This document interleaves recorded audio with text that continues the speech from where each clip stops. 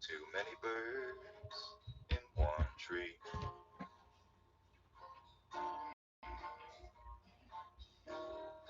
And the sky is full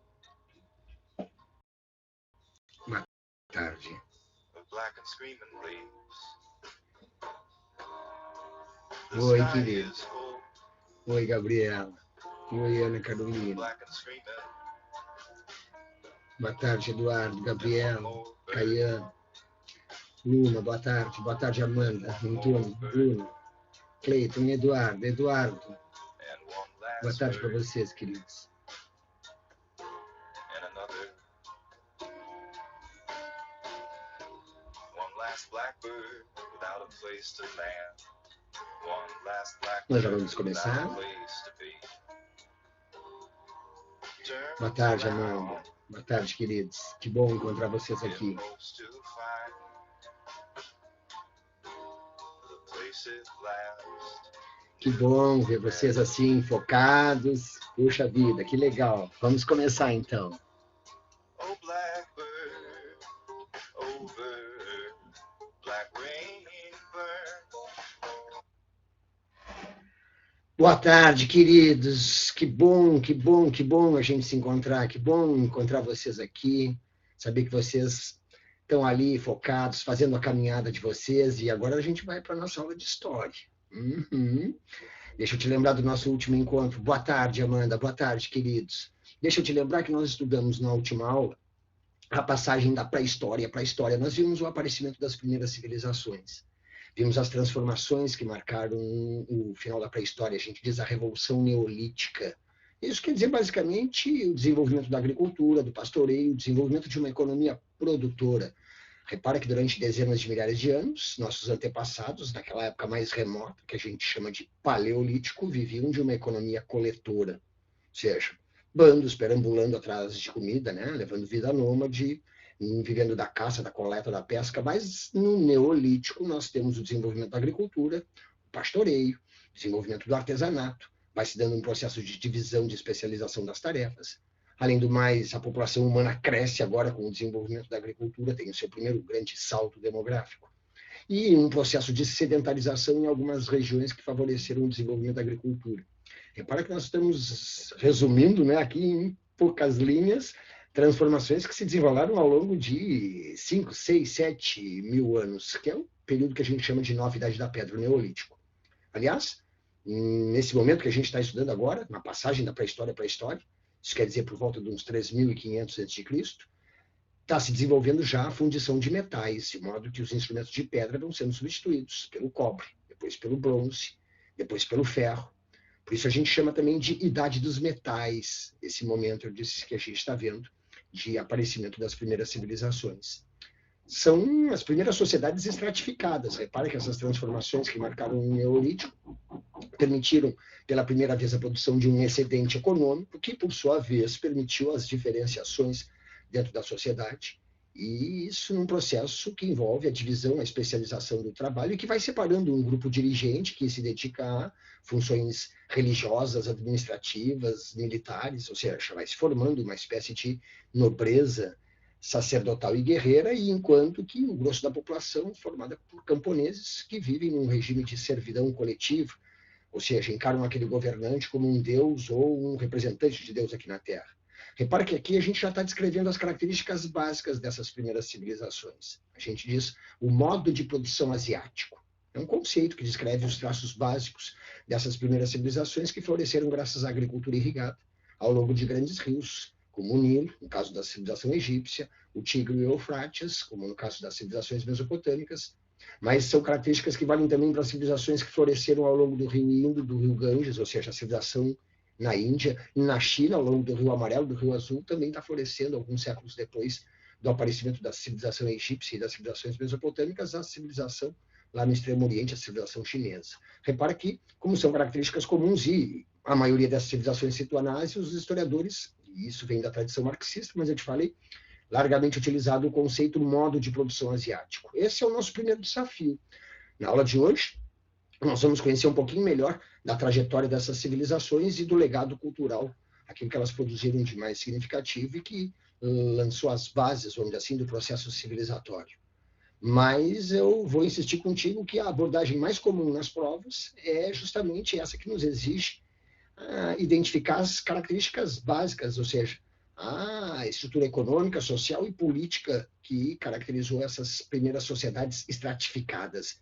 Eu estou insistindo contigo porque tu repara que essa passagem da pré-história para a história também é a passagem da sociedade comunal, ou seja, daquela época em que predominou um comunismo primitivo, para a sociedade de classes, ou seja, uma sociedade agora dividida em camadas, com papéis, funções e com privilégios diferenciados dentro da sociedade. A gente diz, no caso dessas primeiras civilizações, uma sociedade de castas. Sim, existem vários tipos de estratificação social. Casta, eu te disse, é a forma mais rígida, em que praticamente não existe qualquer possibilidade de mudança social. De modo que os papéis, o lugar de cada um na sociedade vai sendo determinado hereditariamente. Filho de camponês, camponês será. Filho de artesão vai ser iniciado na arte do seu pai. Filho de sacerdote vai ser iniciado para a vida sacerdotal, e assim por diante. Ora, uma sociedade, então, rigidamente dividida, estratificada, quase sem mobilidade social, uma sociedade de castas. Uma economia predominantemente agrícola, baseada na agricultura ao longo desses grandes rios. Isso quer dizer que grandes obras de irrigação são necessárias, açudes, represas. Os historiadores supõem, inclusive, que é muito em função da necessidade de realizar essas grandes obras para controle do rio e desenvolvimento da agricultura, que se tornou necessária para o sustento de uma população cada vez maior, que vai se estruturando, vai surgindo um grupo dirigente e que aos poucos vai se separando do resto da sociedade em função das tarefas, ou seja, do trabalho mais administrativo, intelectual, que vai se separando das funções produtivas diretas, e de modo que esse grupo dirigente, na medida em que vai reproduzindo essa condição e vai também monopolizando um conhecimento, né, acumulado ao longo de gerações, mas enfim, vai formando um grupo dirigente que origina então uma classe dominante. Ou seja, é nesse contexto, observa bem, que a gente está vendo de aparecimento da civilização, de aparecimento da sociedade dividida em classes, que aparece o Estado, então. Ou seja, uma estrutura política organizada que pode impor suas decisões para um conjunto numeroso de pessoas espalhados por um determinado território. Sim, esses são os componentes de um Estado, né? Ou seja, uma população que habita um território e um governo capaz de dirigir e impor sua autoridade sobre essa população. É através de tributos, especialmente, que essa elite sacerdotal e guerreira se apropria do excedente produzido pelas comunidades camponesas, que pagam tributos, seja com trabalho, seja com aquilo que produziram, com o que colheram, ou com seus rebanhos, enfim. Repara que, no modo de produção asiático, o Estado tem um papel fundamental, determinante na vida econômica. É ele que controla as terras, os rebanhos, os instrumentos de produção. É ele que organiza a produção, a época de semear a terra, as terras que serão cultivadas, as terras que ficarão em descanso. É o Estado que organiza a atividade econômica. Por isso que a gente fala de um intervencionismo, ou de um dirigismo econômico, ou de um intervencionismo estatal. O Estado é o proprietário das terras, controla os meios de produção, organiza a produção, a distribuição da riqueza. É um Estado, repara, representado por essa elite sacerdotal guerreira e personificado na figura do governante, encarado como um deus ou seu representante aqui na Terra. Por isso que a gente fala de um despotismo teocrático.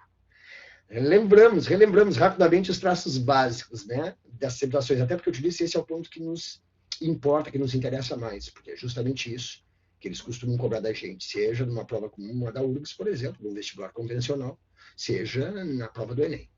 Mas os vestibulares, e aqui agora estou me referindo aos vestibulares de uma maneira geral, embora isso não seja comum no Enem, mas, por exemplo, para a prova da URGS, é necessário ir um pouquinho além, ou seja, conhecer mais do que as características básicas, conhecer um pouco, né, de como evoluíram essas civilizações ao longo do tempo é importante. Nós já nos situamos espacialmente, ou seja, já sabemos a região em que essas civilizações vão florescer. Os historiadores se referem a essa região como o crescente fértil, lembra? Porque é uma linha, né, que contorna essas terras irrigadas pelo Nilo, ali no nordeste da África, e pelo Tigre e Eufrates, ou seja, o que é hoje o Iraque, a Mesopotâmia da Antiguidade, nos dá uma espécie de lua crescente, por isso crescente fértil. Mas à época, nós sabemos que 3.500 a.C., que estão aparecendo as primeiras cidades ali no sul da Mesopotâmia, ou seja, na Suméria, a gente diz a Revolução Urbana, que para os historiadores é o marco inicial da história. Os primeiros registros escritos estão aparecendo nessa época. Agora, temos, eu te disse, cada uma dessas civilizações com uma trajetória própria, né? Apesar dessas características comuns que nós percebemos, elas vão ter agora um processo de desenvolvimento que se arrasta por um período longo de tempo, porque, afinal de contas, 3.500 a.C., começam a florescer essas civilizações. É por volta de uns 500 a.C. que o Império Persa, se espalhando ali no Oriente Médio, formando o primeiro grande império que se conheceu, absorve essas civilizações, de modo que aí termina a sua história, né, de autonomia, de independência. Isso quer dizer um período de cerca de 3.000 anos, 3 milênios. Vamos ver como é que o Egito se desenvolveu historicamente ao longo desses 3 milênios e vamos ver as várias civilizações que floresceram na Mesopotâmia ao longo desses 3 milênios. Antes, eu quero aqui dar uma conferida, porque Gabriele tem uma questão. Colocou aqui, professor, qual é a diferença entre despotismo demográfico e despotismo esclarecido? Perdão, querida. Eu acho que, na verdade, não sei se foi ali na hora de digitar, mas eu acho que a pergunta que tu está colocando é qual é a diferença entre despotismo teocrático, teocrático, de Deus, teocrático, despotismo teocrático e despotismo esclarecido, que é um outro conceito também que a gente vai ver em história. É o seguinte, querido, despotismo teocrático é um conceito que se refere especialmente a esses governos das civilizações do mundo antigo, das sociedades antigas, porque ele significa despótico, quer dizer sem limite, é sinônimo de tirânico, absolutista. Teocrático significa, olha só o termo, vem do grego, teo, Deus, cracia, governo, quer dizer, o governante é encarado como um Deus, ou representa a vontade de Deus aqui na Terra. Por isso, despotismo teocrático, um poder absoluto sobre tudo e sobre todos. Teocrático porque esse poder absoluto se origina no fato dessa criatura, dessa entidade ser encarado como um Deus aqui na Terra, ou então representar os deuses aqui na Terra. Agora, despotismo esclarecido é um termo, olha só, que a gente vai encontrar quando a gente estuda lá a Idade Moderna, quando a gente chega lá na época do Iluminismo, lá no século XVIII. Por quê? Porque, como eu te disse, despotismo significa um governo fortemente centralizado, sem limite. Isso quer dizer, não existem constituições, parlamentos ou outras limitações ao poder do governante. Ele concentra nas suas mãos o poder de decidir, executivo, o poder de legislar, legislativo, o poder de julgar, o judiciário. Aquilo que hoje a gente divide em 3 poderes, né, num Estado democrático de direito.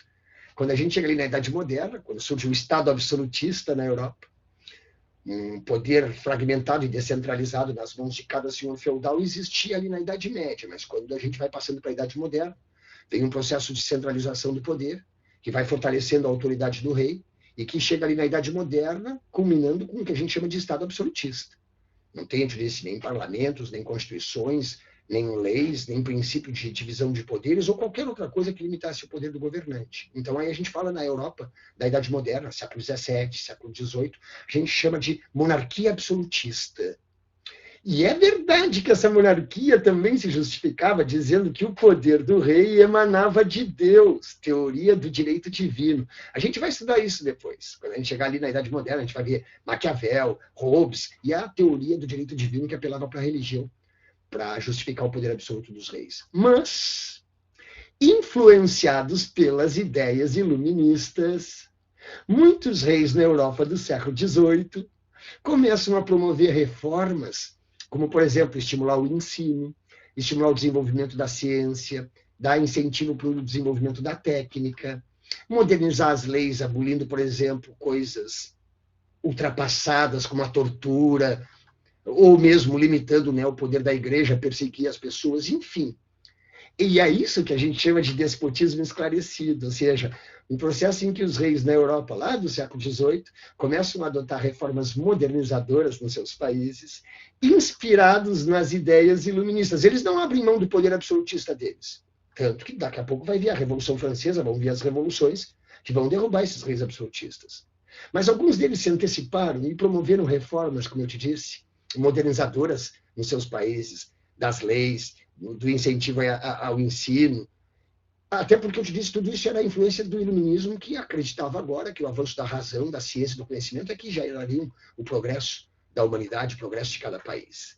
E aí sim, repara, despotismo, porque eles continuam governando como reis absolutistas, esclarecido pela influência que eles receberam das ideias iluministas e pelas reformas progressistas que eles tentaram realizar. Tudo bem, Gabriele? Deu para entender? Só não esquece que estamos falando de conceitos que se referem a épocas bem distantes, tá bem? Despotismo teocrático, para a gente se referir a esses governos, monarquias, porque é um rei, um imperador, mas que lá no mundo antigo se apresentavam como deuses vivos. O faraó era encarado como um deus vivo. O Patesi, o rei na Mesopotâmia, era encarado como um representante, um sumo sacerdote que representava os deuses aqui na Terra. Então isso é despotismo teocrático. E despotismo esclarecido, eu te disse, a gente vai voltar a conversar sobre isso. Frederico II, Catarina II são alguns exemplos, mas a gente vai conversar sobre eles quando a gente chegar lá na Idade Moderna. Ok? Vamos adiante? Tudo bem? Legal, Gabriele, que bom, querida. Não custa nada, né? Quando aparece uma dúvida, e se a gente pode fazer o gancho, aproveitar, não tem problema nenhum, queridos. Então, quando a curiosidade ou a dúvida, né, te incomodar muito, tu alerta o prof, tens aí o chatzinho, tu pode digitar. Na medida do possível, o prof vai respondendo para vocês. Eu só não posso, enfim, deixar de fazer aquela caminhada que vai nos levar, eu te disse hoje, né, a completar esse estudo das primeiras civilizações, porque no próximo encontro a gente vai ver o mundo grego e depois a civilização romana para fechar o estudo da antiguidade e avançar, então, em direção à Idade Média. A gente tem aí, né, um longo programa para vencer. Nós temos, é verdade, né, meses até a prova chegar, mas é tanto conteúdo que a gente não pode se perder e se descuidar muito. Adiante, então. Eu te falava que, além desses traços básicos, dessas características básicas das primeiras civilizações, que é normalmente o que nos cobram, mas que se a gente vai fazer outros vestibulares, ou vai fazer vestibular da URGS, e eventualmente também no Enem, né, ele vem passando por mudanças, e até eu diria que, considerando a linha de pensamento, vamos dizer assim, o viés ideológico, para usar a expressão que o próprio governante usa, mas que, enfim, ele especialmente adota nas suas decisões, e isso, inclusive, é a educação. Então, eu diria que, considerando tudo isso, eu diria até que se alguma mudança, né, no tipo de questão, no formato de prova, que a gente vai encontrar na prova desse ano, se por acaso acontecer, porque a última prova não mostrou uma mudança muito significativa, né, na sua construção, na sua formatação, na sua abordagem dos conteúdos.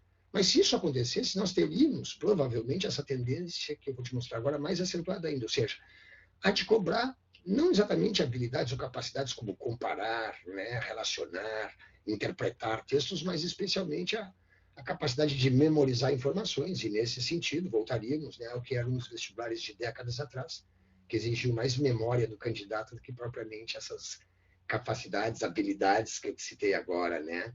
De uma autonomia de pensamento, de uma capacidade de formar ideias próprias, enfim. Mas, sem nos enrolar muito, sem nos distanciar muito do que é que o senhor está falando, estou dizendo que é bom a gente conhecer pelo menos alguns, vamos dizer assim, pelo menos em alguns dos seus momentos mais importantes, a trajetória da civilização egípcia e as civilizações que floresceram na Mesopotâmia. No caso do Egito, por exemplo, nós temos, eu te disse, cerca de 3.000 anos de história. A história do Egito começaria quando um faraó chamado Menés, hoje se imagina uma figura lendária, mas de acordo com a tradição, ele teria unificado aqueles dois reinos que haviam surgido mais ao norte e mais ao sul do Rio Nilo, e se instalando a primeira dinastia egípcia. Sim, porque por volta de uns 4.000 a.C., já existiam ao longo do Rio Nilo inúmeras aldeias e uma população numerosa, de algo em torno de 2 ou 3 milhões de camponeses que viviam já do desenvolvimento da agricultura às margens do Nilo. Essas aldeias, chamadas de nomos, eram, naquela época, mais distante, eu te disse, né? Estamos na passagem do Neolítico, propriamente, para o que a gente vai chamar de Idade Antiga, mas viviam sob a autoridade de um nomarca, o mais velho, um patriarca. E, aos poucos, essas aldeias acabaram se estruturando em dois reinos, um mais ao norte e outro mais ao sul.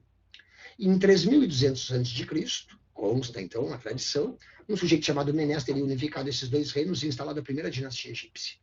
Começa aí o chamado Antigo Império.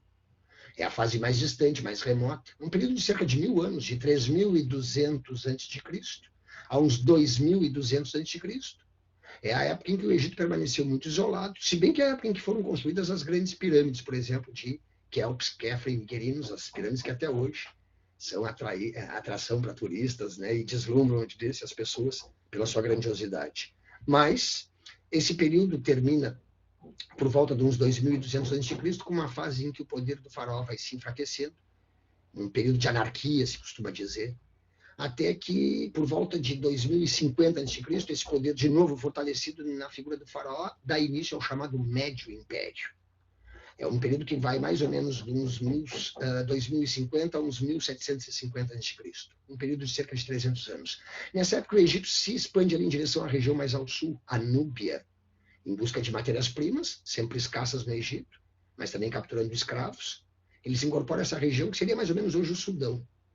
Só que essa época termina com a invasão dos Ixos, é um povo que invade o Egito e domina aquela região mais ao norte, ali permanecendo durante um período de cerca de 300 anos. Ou seja, nem isso, né? De 1750 a.C. até 1580 a.C., porque consta que nessa época, então, é que tem início o novo império, quando os egípcios conseguem expulsar esse povo invasor, absorvem as técnicas guerreiras desse povo, tinham sido derrotados pela superioridade militar desse povo invasor, dos Ixos, e quando conseguem expulsá-los, absorvem essas técnicas militares. Tanto que nessa etapa final e de maior brilho do Egito, a gente diz o novo império, o Egito desenvolve uma política mais expansionista, vai então estendendo seus domínios para aquelas regiões mais ali, que seria a Palestina e até o norte da Mesopotâmia. Esse é o novo império. É um período de cerca de 500 anos. É a fase de esplendor da civilização egípcia. 1580 a.C. até 1080 a.C., 5 séculos. A época em que governaram faraós mais conhecidos de vocês, Kelps, Kefren e Miquerino, são faraós lá daquela fase inicial, mas agora é que aparecem esses faraós mais conhecidos, mais destacados, tipo Ramsés, Tutmés, que foram faraós conquistadores. Agora, não é comum também cobrarem essas coisas de vocês em prova, ou seja, né, saber faraós que realizaram conquistas, com uma exceção. Tem um faraó que, nessa época do Novo Império, tentou implantar no Egito uma religião monoteísta. Vocês sabem que os povos do mundo antigo, com exceção dos hebreus, nós vamos ver em seguida, mas sim, é o único povo monoteísta que cria uma religião com uma crença num único Deus. Todos os outros povos do mundo antigo desenvolvem crenças politeístas, ou seja, a crença em vários deuses. Cultuam forças da natureza, depois, muitas vezes, animais também são divinizados. Mais tarde, eu disse que já são deuses com forma humana também, como vai aparecer, por exemplo, no mundo grego. Mas são várias divindades que protegem, e às vezes são divindades que não protegem, pelo contrário, ameaçam, né, os seres humanos. Enfim, não tem ainda um componente moral na religião, né? De novo, com o aparecimento do monoteísmo hebraico, que Deus passa a ser sempre sinônimo do que é certo, do que é justo, do que é bom. Mas, enfim, nos egípcios, eu disse, como os outros povos do mundo antigo, tem uma religião politeísta. Cultuam o sol, a lua, o vento do deserto, o rio Nilo, animais como o boiapes, o crocodilo, eles se encaram como divindades.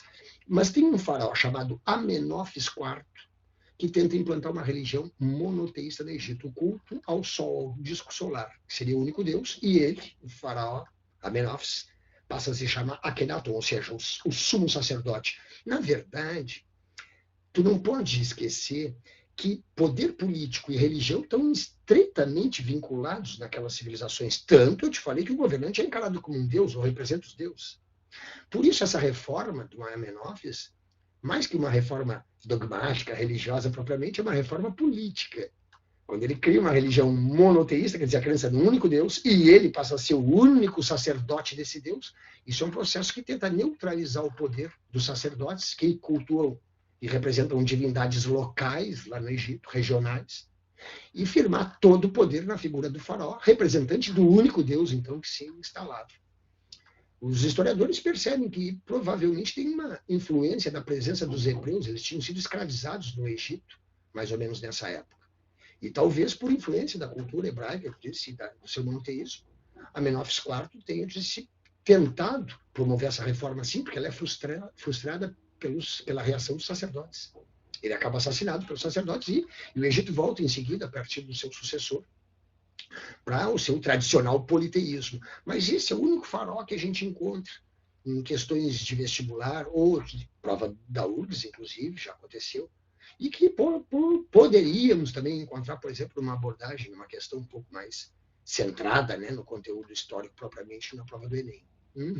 Então, além, eu disse, né, das características gerais que a gente estava vendo, é bom a gente lembrar desse momento de esplendor da civilização egípcia, o Novo Império, um período marcado, inclusive, pelo imperialismo, pelo expansionismo egípcio, né?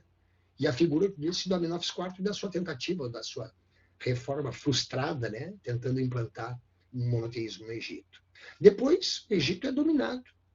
Ele sofre invasão, né? Os povos da Mesopotâmia, como os assírios, por exemplo. Mas são os persas que subjugam de vez o Egito, depois de derrotar os egípcios numa batalha famosa, a Batalha de Pelusa, em 525 a.C., o Egito passa a ser incorporado ao Império Persa, vira uma das províncias do Império Persa. Pouco antes, os persas tinham dominado também a Mesopotâmia. Repara que na Mesopotâmia também temos, então, uma história de quase 3.000 anos, que começa lá com o aparecimento das primeiras cidades na Suméria e vai até essa época em que os persas estão absorvendo a região. Só que no caso da Mesopotâmia, uma região mais intensamente disputada, porque é uma espécie de encruzilhada que liga o Nordeste da África com a Palestina, com as regiões mais distantes em direção à Índia, de modo que por ali, desde o Neolítico, já passavam algumas rotas de comércio, que depois foi se intensificando nessa época que a gente está vendo. E ali, então, cidades vão prosperar não só com o desenvolvimento da agricultura, um templo normalmente origina a cidade que vai crescendo ao seu redor, mas onde o comércio e o artesanato também ganham importância, diferente do Egito, onde o comércio foi sempre uma atividade secundária. E mesmo quando era realizado, era por uma caravana enviada pelo faraó para algum lugar, mas não uma atividade comercial intensa, regular, com uma camada de comerciantes, como, por exemplo, vai aparecer na sociedade mesopotâmica. Ali, a civilização dos sumérios, eu te disse, é a primeira a florescer, mas eles estão organizados em cidades. Por sinal, e tem que chamar a atenção, por fato de que a gente, durante muito tempo, encontrou nos livros, ainda encontra a expressão cidade-estado, para se referir a essas primeiras cidades que estão aparecendo ali no sul da Mesopotâmia. Mas os historiadores hoje, pelo menos muitos deles, preferem usar o termo cidade-templo, por causa dessa questão que eu estava te colocando agora, de que normalmente é ao redor de um templo, de uma divindade, ou das divindades protetoras daquela comunidade, que vai crescendo ali uma cidade, onde o comércio e o artesanato vão ganhando importância. Sim, porque usar o termo cidade-estado implica falar de uma cidade independente, mas às vezes, até pela trajetória que a gente vai ver daqui a pouco na Grécia, faz alguém imaginar que é uma cidade onde pessoas têm direitos, onde existe alguma assembleia para decidir. Como, repito, a gente vai ver, por exemplo, na trajetória das cidades gregas. Mas não é o caso. Não existe cidadãos propriamente na Mesopotâmia, porque ainda não existe a ideia de cidadania, de direitos propriamente. São súditos de um governante deus. Eu estou te alertando para isso porque, por exemplo, a gente não cair em armadilha. Prova da URGS, alguns anos atrás, trazia uma questão fazendo referência ao Código de Hammurabi. Ele vai aparecer aí. Nas civilizações mesopotâmicas a gente já vai ver. Mas as alternativas, né, diziam, por exemplo, que o código estabelecia os direitos dos cidadãos da Mesopotâmia. Absurdo, não é verdade? O código procurou, né, prestigiar a figura do governante Hammurabi, que proclamou, disse, depois nós vamos conhecer melhor, o código de Hammurabi começa a regular a propriedade, porque o aparecimento da civilização é o aparecimento da sociedade de classes que surge a propriedade privada. É bom tu ficar atento para isso. É com a propriedade privada que vai começar a dizer, sim, aqui temos um grupo dirigente que vai se apropriando da riqueza produzida pela comunidade camponesa, mas ainda é uma elite de função, como a gente diz, ela não é dona daquelas terras e daquilo que as pessoas precisam para trabalhar, produzir, ela representa, né, a divindade que é proprietária de tudo e de todos. Mas logo, logo a gente vai ver sociedades em que a propriedade privada se afirma e vai diferenciando as camadas da sociedade. É nesse processo, inclusive, observa bem, que vai se impondo o domínio do homem sobre a mulher. A primeira forma de exploração que existiu, antes mesmo da escravidão, é o domínio do homem sobre a mulher. E a mulher se torna uma propriedade do homem, junto com os filhos que ela gera. A gente já tinha começado a conversar um pouco sobre isso, ou seja, sobre o fato de que não existe afetividade necessariamente, né, nessas relações das populações mais antigas. A família, eu disse, não é exatamente vinculada por laços afetivos, é uma propriedade do homem. Então, tem inclusive um trabalho clássico de Engels, chamado A Origem da Família, da Propriedade Privada e do Estado, onde ele mostra que esses três processos estão intimamente relacionados. De qualquer jeito, aquela sociedade, então, em que a mulher ainda desfrutava de prestígio e de uma posição, né, de destaque, a sociedade matricial da pré-história, centrada na mulher, agora se deu lugar, a gente já viu, a uma sociedade patriarcal, quer dizer, centrada no homem e na autoridade que ele impõe sobre a mulher. Nesse contexto, diz também, está surgindo a escravidão, embora aí no Egito e na Mesopotâmia ela ainda não seja predominante. Mas o Código de Hammurabi está regulando a questão da propriedade que está surgindo, e não exatamente os direitos dos cidadãos. Mas já que falamos do Código de Hammurabi, quando é que ele surge? É que depois dessas cidades sumérias, elas viviam engalfinhadas numa guerra, né, entre si, nunca chegaram a formar ali um reino unificado ou coisa parecida. Ur, Kish, Lagash são cidades-estado ou cidades-templo, lembra? Agora, o primeiro povo a dominar a região por volta de 2300 a.C. foi o povo acádio. Sua cidade mais importante, Acade, daí Império Acádio. Sargão foi o primeiro grande rei conquistador da história. Mas a região depois é dominada pelos Amoritas, um povo que vem do deserto, e são eles que fundam a cidade mais famosa da Mesopotâmia e uma das mais famosas do mundo antigo, a cidade de Babilônia. Eles fundam o primeiro Império Babilônico. E é um soberano do primeiro Império Babilônico, chamado Hammurabi, que por volta de 1750 a.C., cria, eu te disse, então, o primeiro código de leis escrito que se conhece. Esse é outro aspecto que aparece com frequência em prova e vale para a prova do Enem, fica bem atento. O Código de Hammurabi está baseado naquele princípio que regula a lei no mundo antigo, olho por olho, dente por dente.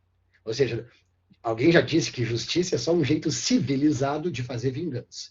E nesse sentido dá para perceber bem claramente a lei ali nos primórdios, eu disse, ela substitui a vingança por uma reparação. Ou seja, ou tu vai ter um dano equivalente, ou então tu pode pagar uma indenização pelo prejuízo que tu causou para alguém. E esse prejuízo significa, por exemplo, matar um escravo dele. Ou mesmo um filho dele. Sim, um filho, mas isso é assassinato. Sim, mas era uma propriedade desse modo que tu poderia indenizar alguém e desse modo, por fim, vamos dizer assim, aquela pendência ao invés da vingança que depois consumia gerações e gerações, como a gente sabe, acontece em outros episódios históricos que vocês conhecem, como em Romeu e Julieta e outras histórias conhecidas de vocês. Mas, enfim, a região depois é dominada pelos assírios, e aí estamos por volta de uns 1200, 1000 a.C., e mais tarde é que os caldeus reconstroem a cidade de Babilônia e fundam um segundo Império Babilônico. Aí então temos uma das maravilhas do mundo antigo, os Jardins Suspensos, que junto com as pirâmides do Egito, com o Farol de Alexandria e outras obras grandiosas do mundo antigo, formam o que se convencionou chamar de 7 maravilhas da antiguidade. Ana Carolina tem uma perguntinha aqui, diz como é que se chama mesmo a cidade dos sumérios? Consta que Ur, teria sido a cidade mais antiga que se conhece. Hoje tem escavações arqueológicas que já nos mostram que antes mesmo de Ur já existiam alguns núcleos urbanos dos quais nunca, né, se teve história, conhecimento histórico, mas que hoje em escavações arqueológicas vão sendo encontrados. Jericó, por exemplo. Mas, nos livros e numa espécie de, vamos dizer assim, reconstituição clássica desse passado, se costuma dizer que Ur é a primeira cidade da história. Uma cidade que seria mais ou menos ali o sul da Mesopotâmia, a região, hoje ali perto do Golfo Pérsico. Ur, Kish, Lagash, Uru, Eridu, Uruk, teriam sido as primeiras cidades sumérias. Tudo bem? Imagina, Ana Carolina? Que bom que o prof pôde te responder, deu tempo. Mas, queridos, além do Egito, da Mesopotâmia, deixa eu te chamar a atenção ainda para 2 civilizações aí da Antiguidade Oriental que, eventualmente, a gente pode encontrar em prova. Porque eu te disse, o importante é a gente lembrar do legado, né, dessas civilizações. E, nesse sentido, acabei de citar, por exemplo, a herança dos hebreus, é o único povo monoteísta da história. Sua história está relatada no Antigo Testamento, mas eles deixaram como principal herança o desenvolvimento de uma religião monoteísta que depois vai influenciar o cristianismo. O islamismo são religiões derivadas do judaísmo, da religião monoteísta dos hebreus. E ainda tem um povo que se diferencia porque se voltou mais para o comércio, não foi exatamente a agricultura a sua atividade mais importante, o povo fenício. Seria mais ou menos o que a gente hoje chama de Líbano. O território favorece a instalação de portos, a madeira típica da região, o cedro, favorece também, vamos dizer assim, propícia para a construção de embarcações. Eles logo se voltam para o mar, desenvolvem um comércio, substituíram ali o domínio que os cretenses tinham sobre o comércio naquela região ali do Mediterrâneo Oriental, tiveram intenso contato com todos esses povos que a gente está citando, estudando, e deixaram como contribuição importante, eles nunca formaram um império, como a gente viu, por exemplo, lá no Egito, ou agora aí na Mesopotâmia, mas porque eles se organizavam em cidades independentes, em cidades-estado. Sidon, Tiro, Biblos, são algumas cidades-estado da Fenícia. E o comércio disse a atividade que gera a prosperidade, a riqueza daquela população, daquela elite fenícia. Ali a gente tem um governo, inclusive, controlado pelos grandes mercadores e donos de embarcações. A gente diz uma talassocracia. talassocracia, talasso de mar em grego, cracia, governo, quer dizer, os que controlam o comércio no mar são os que formam a elite governante, uma talassocracia. Eles têm também uma religião politeísta, cultuam também forças da natureza e divindades humanas e animais ao mesmo tempo, por exemplo. Mas a grande herança deles foi desenvolver um sistema de escrito simplificado. Porque tudo isso que eu te falei sobre o Egito é porque a partir do momento em que a escrita egípcia, a escrita hieroglífica foi decifrada, um oficial francês chamado Champollion, que acompanhou Napoleão ao Egito numa expedição por volta de 1800, e que conseguiu decifrar uma inscrição, a Pedra Roseta, uma pedra com inscrições em hieróglifos, a escrita dos egípcios, e em grego. Como o grego eles conheciam, comparando os sinais, depois de algum tempo ele conseguiu decifrar a escrita egípcia. E a partir daí foi possível decifrar, traduzir uma quantidade gigantesca de pergaminhos, inscrições em paredes de túmulos, de palácios, de pirâmides, a ponto de reconstruir minuciosamente quase 3.000 anos de história, com as mais de 30 dinastias, com praticamente todos os faraós que governaram e com seus feitos, conquistas, realizações, obras que realizaram e assim por diante. Incrível isso. A gente sabe mais dos egípcios que viveram há 5.000 anos do outro lado do mundo do que sabemos dos incas, por exemplo, que viveram próximos de nós aqui, desenvolveram também uma brilhante civilização. Mas é especialmente pelo fato da gente poder ter, vamos dizer assim, registros escritos e decifrar aquela escrita, que foi possível reconstruir tão detalhadamente a história do Egito. A escrita cuneiforme na Mesopotâmia, os sinais têm forma de cunha também, foi decifrada há cerca de um século atrás, e isso permitiu reconstruir detalhadamente a história da Mesopotâmia. Mas eram sistemas de escrita com milhares de sinais e que, por isso, eram conhecidos, dominados, né, por algumas poucas pessoas, por uma casta sacerdotal muito restrita. Os fenícios desenvolveram um sistema de escrita simplificado. São 20 e poucos sinais que, combinados, reproduzem os sons da fala. Uma escrita alfabética, a gente diz. Sim, os gregos depois acrescentam as vogais, e isso é o alfabeto como a gente entende hoje. 20 e poucos sinais que, combinados, reproduzem os sons da fala. A gente diz escrita fonética. Sim, mas repara, são 20 e poucos sinais, um sistema de escrita acessível a qualquer um, vamos dizer assim. Hoje, né, eu lembro quando a prof me alfabetizou, ela levou para a aula, né, uma casinha, ela estava, eu disse, 20 pessoas, aí todos os dias chegava alguém para visitar a casinha. Então, por exemplo, o A veio visitar a casinha, saiu com o B mais A, pá. A gente ia formando as sílabas, depois ia formando as palavras. Mas repara, é um sistema relativamente simples, né, de escrita, porque afinal de contas, 20 e poucos sinais, qualquer pessoa, vamos dizer assim, no princípio, consegue aprendê-lo e a lidar com ele. Ora, isso teve um impacto extraordinário no processo civilizatório, porque permitiu registrar, transmitir informações e conhecimentos como jamais tinha, né, sido possível até então. Algo semelhante só vai acontecer com a invenção da imprensa, lá no século XV, por parte de Gutenberg, que vai permitir, então, produzir livros e registros escritos vão poder ser reproduzidos em larga escala. Sim, até lá existe a escrita, mas não existe o livro como a gente entende hoje. Quando existia, era copiado, né, um a um, e não a capacidade que a gente tem hoje de produzir em série, em larga escala e tornar acessível a tantas pessoas. Mas, enfim, nós vamos conversar mais depois sobre esse outro momento importante da história. Por enquanto, eu queria te chamar a atenção para o fato de que existe ainda uma abordagem para a qual vocês devem estar preparados e atentos. E aí vale para Enem, vale para URGS e qualquer vestibular. É comum eles nos aproximarem do contexto histórico através de um símbolo. No caso do Egito é muito simples. São as pirâmides, normalmente, eles que nos remetem. Símbolo é algo que está em substituição, em lugar de alguma coisa. Então, quando eu vejo uma pirâmide, isso eu sei, né, me remete, ou seja, está ali no lugar da civilização egípcia, porque imediatamente me vem à mente a referência a essa civilização, né, as suas obras de arte, faraós e tudo aquilo, né, que eu conheço a respeito daquela civilização, daquela sociedade. Ora, fiquem atentos, eu disse para isso, porque a prova do Enem pode trabalhar. Por exemplo, no caso da Mesopotâmia, os templos são construídos assim, tipo em degraus, né, com tipo um bolo de noiva. A gente chama de zigurate esse templo. Eu te disse um símbolo praticamente da civilização mesopotâmica. Assim como o Coliseu vai ser um símbolo da civilização romana, ou a loba, né, os dois meninos mamando na loba. O Partenon, o templo na Acrópole de Atenas, é o símbolo da civilização grega. O Palácio de Versalhes é o símbolo do poder daqueles reis absolutistas na Europa da Idade Moderna. A gente agora há pouco estava conversando sobre isso, ao falar do despotismo esclarecido.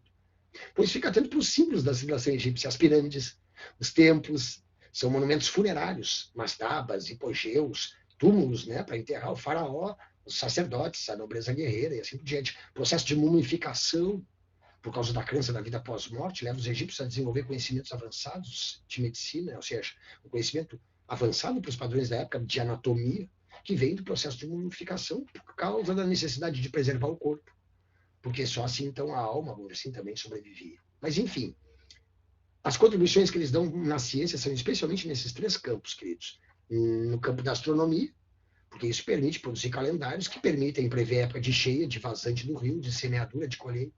Astronomia, matemática e medicina foram as primeiras ciências que a humanidade desenvolveu. Mas observa que elas têm um sentido prático, utilitário, né?